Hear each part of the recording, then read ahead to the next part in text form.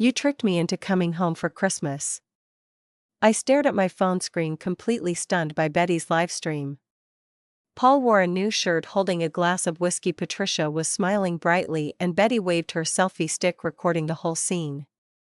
The hot cocoa in my hand had gone cold and the leftover pasta on my plate lost all taste. For years I paid their mortgage, covered their bills, and supported Betty's life.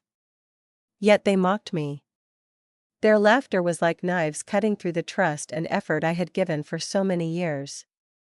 The fury in front of the screen cooled into ice as I realized I was only their wallet, not their daughter. In that moment I made up my mind I would no longer be used. I grew up in Tacoma, where my father Paul constantly talked about stocks and money-making plans. He always promised to change our lives. My mother Patricia always tried to mediate softly. She told me it was all right, everything would be fine. Betty inherited my father's fantasies but had no capacity to act.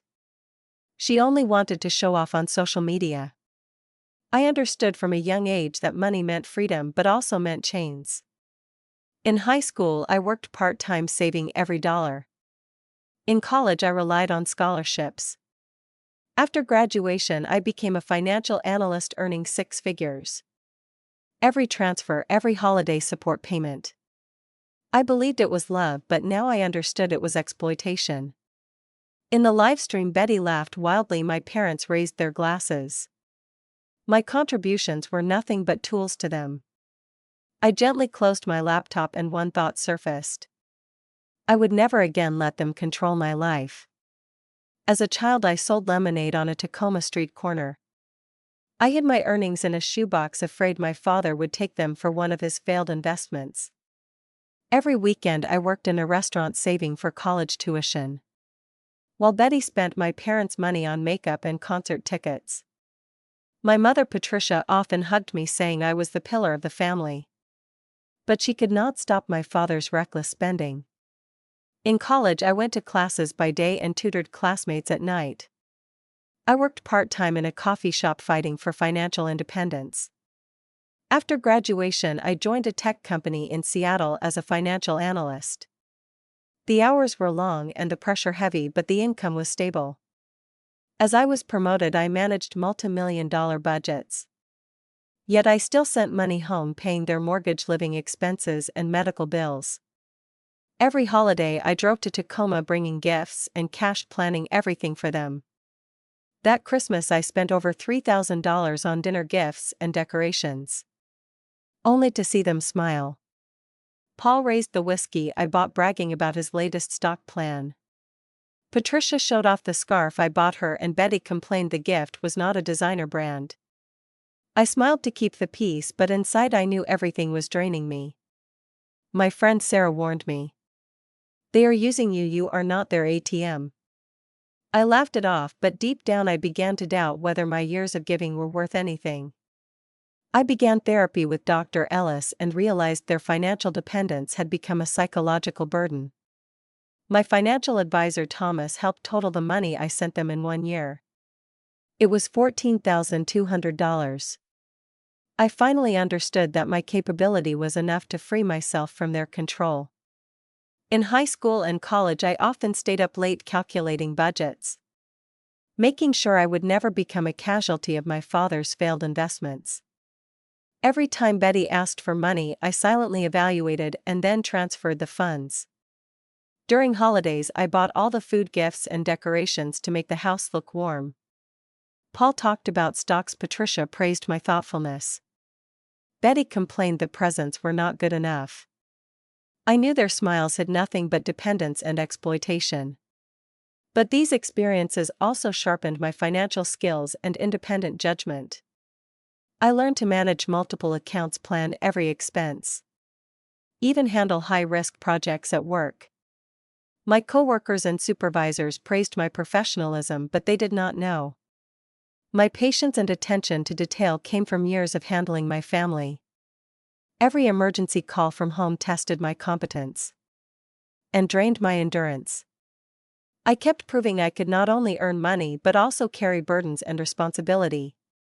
When I saw the live stream I did not cry, I was simply calm.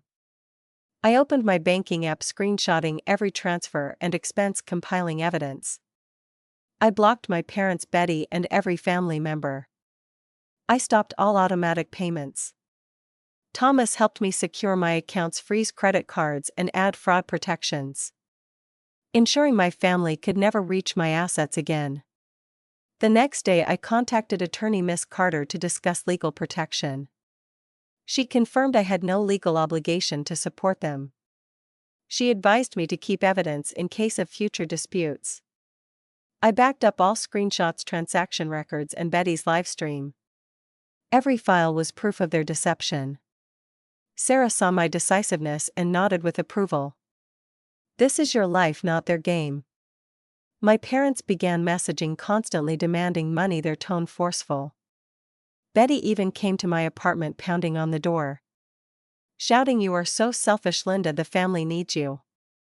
I calmly asked the building staff to turn her away and kept her notes as evidence.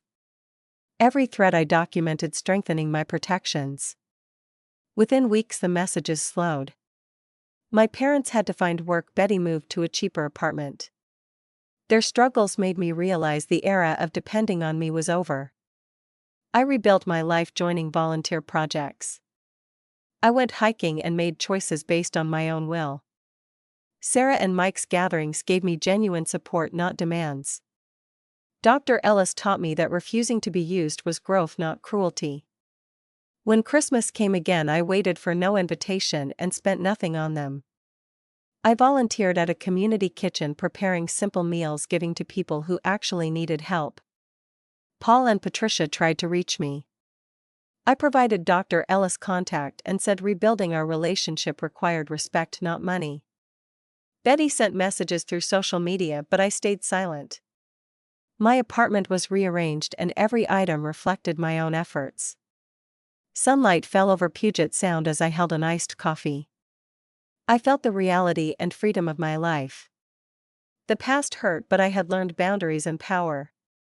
I smiled, celebrating a Christmas that belonged only to me.